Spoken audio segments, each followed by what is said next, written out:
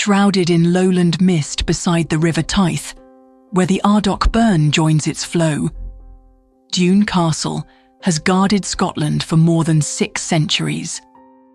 This medieval fortress became Castle Leoch in Outlander, the first stage of Claire and Jamie's journey, where her leap into the 18th century set their story in motion.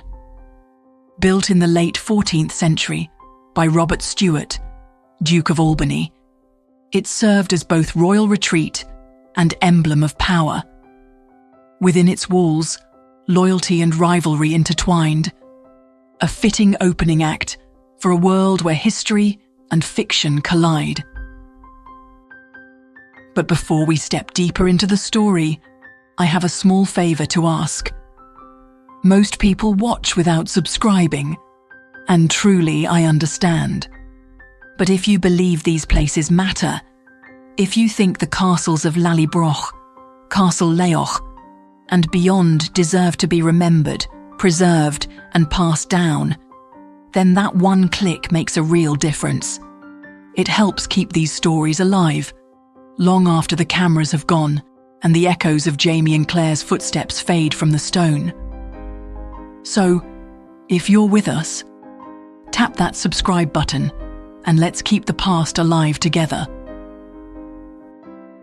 As Castle Leoch, Dune became the on-screen heart of Clan Mackenzie, a commanding seat of power with its towering gatehouse and thick curtain walls.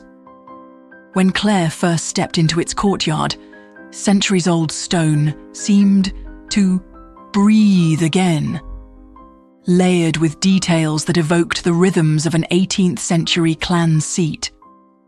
Behind the fiction, the real castle had sheltered Scottish nobility through generations of political upheaval. The Great Hall, with its vaulted ceiling and broad central hearth, translated perfectly to screen, hosting medieval banquets and tense councils under Colin Mackenzie's watch. Designers added clan-appropriate touches while preserving the medieval proportions Robert Stewart set in the 1390s. Some areas, however, couldn't meet filming needs. The cramped kitchens were recreated on a soundstage, allowing precise camera work and set dressing down to each worn flagstone. Visitors often recognize filming moments instantly. Narrow, arrow-slit windows dictated how shots were framed. The courtyard once again bustled with market stalls, horses, and livestock.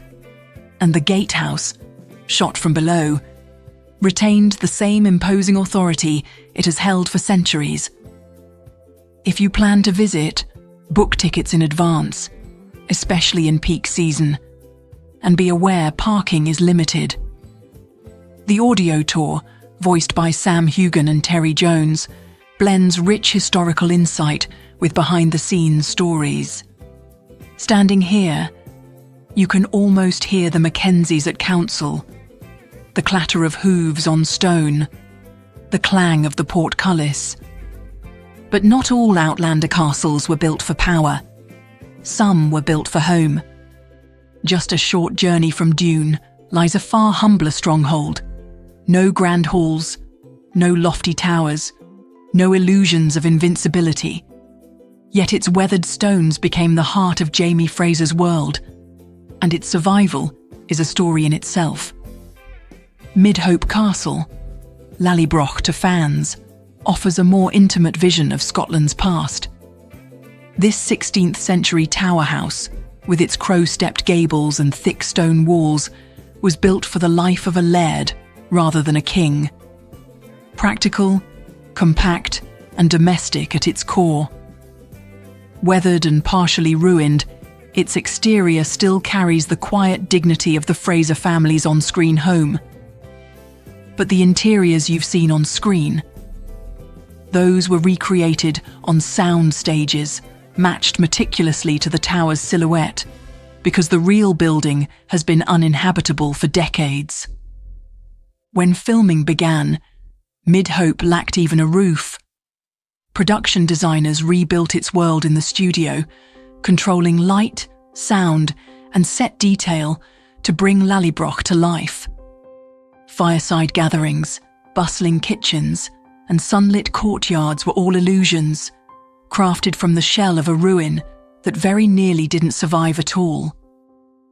Before its television fame, Midhope faced demolition.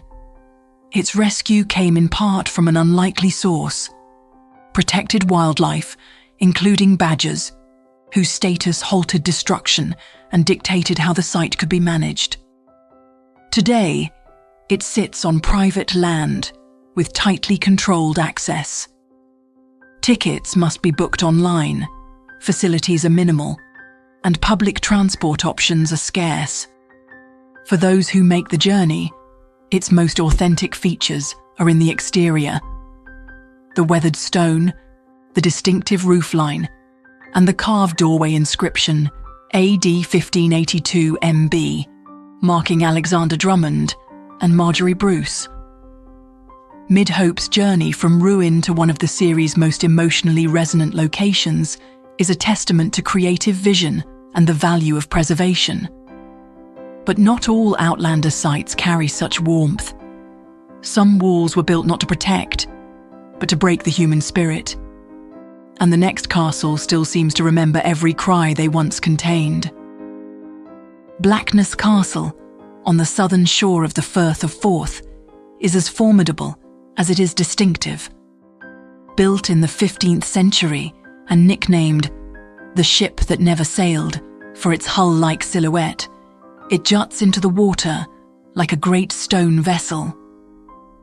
Originally the seat of Sir George Crichton, it was seized by King James II and transformed into a royal fortress and state prison, a role that would define its grim legacy. When the Outlander team sought a location for Fort William, where Jaime endured some of his darkest trials, Blackness was the natural choice. Its history made the adaptation chillingly authentic. The castle once held high-profile prisoners, from Cardinal David Beaton to Covenanters, earning the name the Castle of Sorrow. For filming, crews stripped away modern fixtures and added period details, restoring the courtyard's raw atmosphere for Jaime's brutal flogging under Captain Blackjack Randall. The battered cobbles, iron rings, and looming towers gave weight to the fiction, echoing the real suffering within these walls. Inside, cramped passages and dungeon-like rooms became Claire's prison cells. Tight staircases and towering walls heightened the tension during her escape. At high tide, the waters lap at the fortress base, making it appear to float. A sight best timed with the tide charts. Visitors can walk the ramparts for sweeping views of the Forth and its bridges, but should confirm opening hours before making the trip. Blackness tells its story through stone, water, and shadow.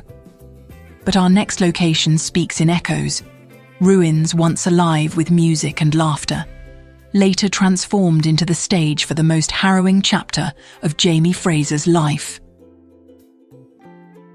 Linlithgow Palace, a Renaissance masterpiece now in ruin, bears the weight of royal grandeur and fictional torment. Once a favourite residence of Scottish monarchs, it was the birthplace of Mary, Queen of Scots, in 1542. Famed for its symmetrical courtyard, ornate arches, and a celebrated fountain that once flowed with wine during royal feasts. Its glory ended abruptly in 1746, when fire left skeletal walls and soaring windows to hint at past splendour. In Outlander, these same ruins became the grim exterior and echoing corridors of Wentworth Prison, where Jaime faced his darkest ordeal. The production embraced the palace's decay to heighten tension. Claire's desperate search through its shadowed lower levels was filmed among authentic vaulted ceilings and rough stonework, each uneven step echoing in the cold air. Centuries-old fireplaces, still blackened with soot, appear exactly as they were found, rooting fiction in tangible history. The most disturbing scenes, however, were recreated on sound stages, allowing sensitive material to be filmed without risking the palace's fragile interiors. For visitors, Linlithgow is both beautiful and unsettling. Sunlight spills through empty window frames onto the same passages where the show staged captivity. Climb Queen Margaret's Bower for sweeping views over the loch, a striking contrast to the claustrophobic interiors below. But look closer. The palace's most enduring secrets aren't in the stories told here. They're etched into the very stonework. Marks left by builders centuries ago still speak of the craft that shaped both history and the world you've seen on screen. Centuries of building, repair, and adaptation have left each Outlander location etched with clues to its making. Original stonemason marks, still visible today, record the craftsmen who shaped these walls. At Doune Castle, the rough texture of hand-cut sandstone even influenced how cameras could move without revealing modern repairs. At Midhope, crumbling masonry forced interiors to be recreated in a studio, turning a filming limitation into a seamless link between fiction and 16th century craftsmanship. Even the mortar tells stories. The production team studied original lime mixtures to match the honey-toned texture of centuries-old walls. Where repairs were made, uneven weathering reveals the scars of siege, neglect, and restoration.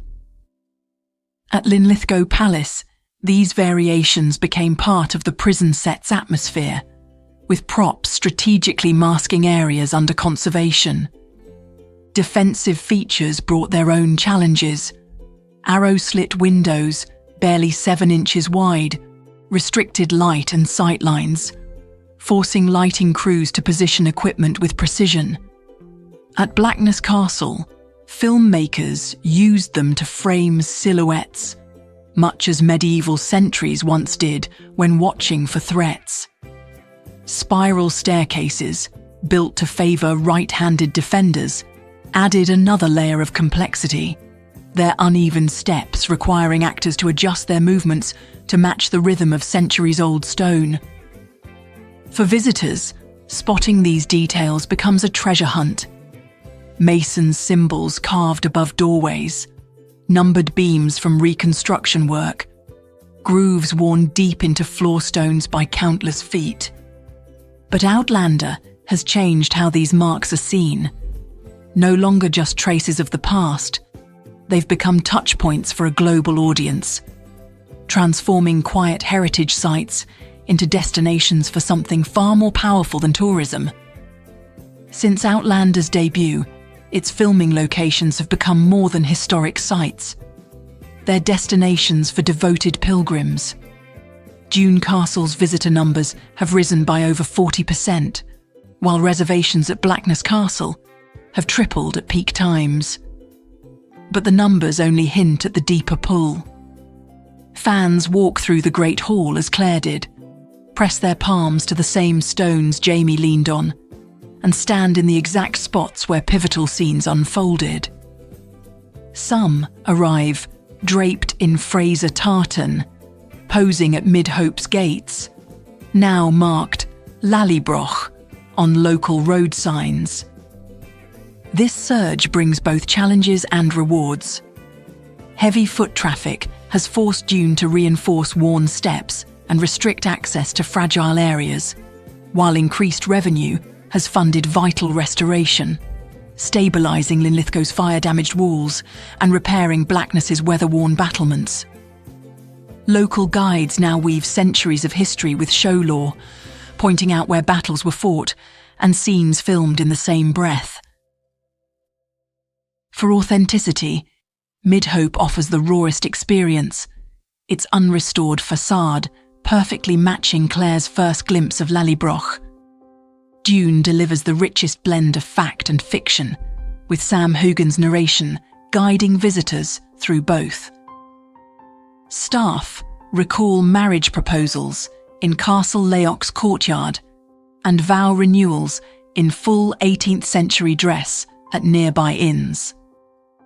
Specialty tours now pair Jacobite history with Fraser family legend, while artisans sell Outlander-inspired goods beside traditional Scottish crafts. At Linlithgow, visitors instinctively lower their voices in the prison corridors, as if not to wake the ghosts, real or imagined, lingering there. These castles stood long before Outlander, and they'll stand long after. But when the mist drifts in, you might swear you hear Jamie calling for Claire. Which will you see first? Tell me in the comments, tag your travel partner, and subscribe for more journeys where history meets legend, because the next adventure is already waiting beyond the gatehouse.